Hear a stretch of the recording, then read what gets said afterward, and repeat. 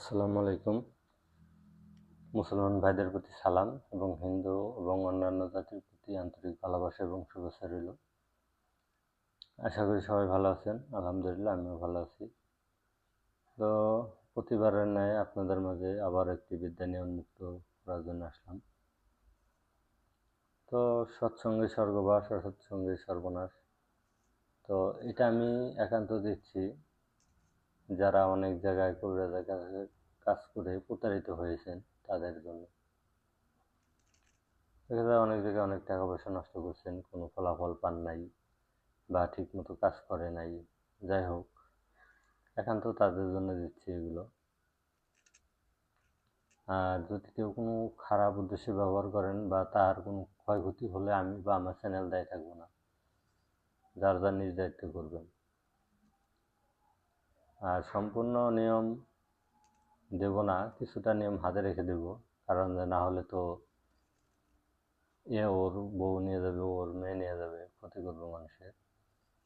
তো এটা বিদ্যা মানুষের উপকারের জন্য, কেউ কারো কোনো ক্ষতি করবেন না সেই উদ্দেশ্যে দেয়া। তো আজকের বিদ্যাটা হচ্ছে জবা ফুল দিয়ে বশীকরণ। হচ্ছে পঞ্চমুখী জবা ফুল। জবা ফুল একটা আছে আপনার 4 পাপড়ি যুক্ত, আর একটা আছে 5 পাপড়ি যুক্ত।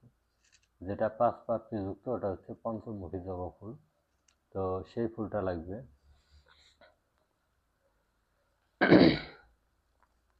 পঞ্চমুখী জবা ফুল আনতে হবে। এক বোটাতে 2টা ফুল। এক বোটাতে যে 2টা ফুল থাকবে সেই 2টা ফুল আনতে হবে। আনার পরে কাজ করতে হবে। মন্ত্রটি এক দমে একবার করে ফু দিবে, এভাবে 3 দমে 3বার পাঠ করে ফু দিবে। তারপর সেই ফুল কাঙ্ক্ষিত মেয়ের গায়ে ছিটা দিবে কিংবা হাতে দিবে। মন্ত্রটি এক দমে একবার অথবা 3 দমে 3বার পাঠ করে দেবে। ফুলের উপরে ফুঁক দেওয়ার পর হয়তো নিয়ে মেয়েটার হাতে দিলেন বা না হলে মেয়েটার উপরে ছিটা মারলেন, তাহলে কাজ শেষ। তাহলে মেয়ে আপনার বসে আসবে। এটা একান্ত যারা স্বামী স্ত্রীর অমিল আছেন তারা করবেন।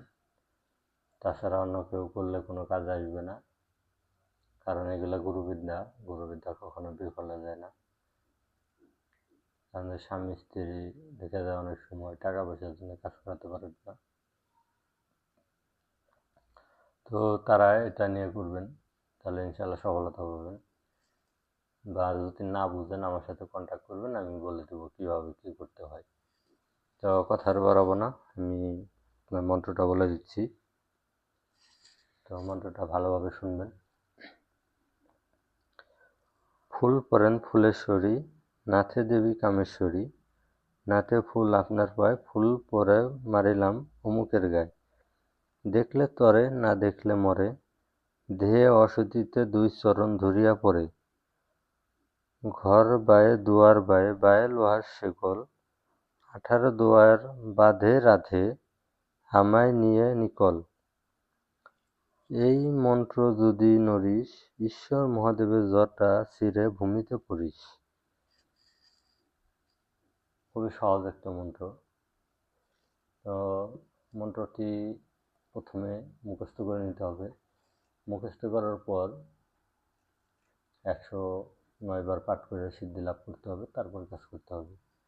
আর প্রতিবারের ন্যায় আবারও বলেছি, মন্ত্র শনিবার, মঙ্গলবার অথবা অমাবস্যা, পূর্ণিমা বা চন্দ্রগ্রহণ, সূর্যগ্রহণ অথবা কালী পূজার রাতে মন্ত্র মুখস্থ করতে হয়, তাহলে মন্ত্র শক্তিশালী বেশি হয়। সব জিনিসের প্রাণ আছে, সব জিনিসের প্রাণ প্রতিষ্ঠা করতে হয়। তো শুধু মুখ দিয়ে বললে তো হবে না। তো এর জন্য নিয়ম কানুন মেনে তারপর কাজ করতে হবে। আর যেদিন মন্ত্রগুলো মুখস্থ করবেন অবশ্যই সেদিন নিরামিষ খাবেন, তাহলে ইনশাল্লাহ সফলতা বেশি পাবেন। তো আপনাদের সুবিধার্থে মন্ত্রটি আমি আবারও বলে দিচ্ছি আরেকবার। ফুল পরেন ফুলেশ্বরী, নাথে দেবী কামেশ্বরী। নাথে ফুল আপনার পায়, ফুল পরে মারিলাম অমুকের গায়ে। এই যে যেখানে ফুল পরে মারলাম অমুকের গায়ে, এখানে মেয়েটার নাম হবে। ফুল পরে মারলাম অমুকের গায়ে, দেখলে তরে না দেখলে মরে, ধেয়ে অসতীতে দুই চরণ ধরিয়া পড়ে। ঘর বায়ে দুয়ার বায়ে, বায়ে লোহার শেকল, আঠার দুয়ার বাঁধে রাধে, আমায় নিয়ে নিকল।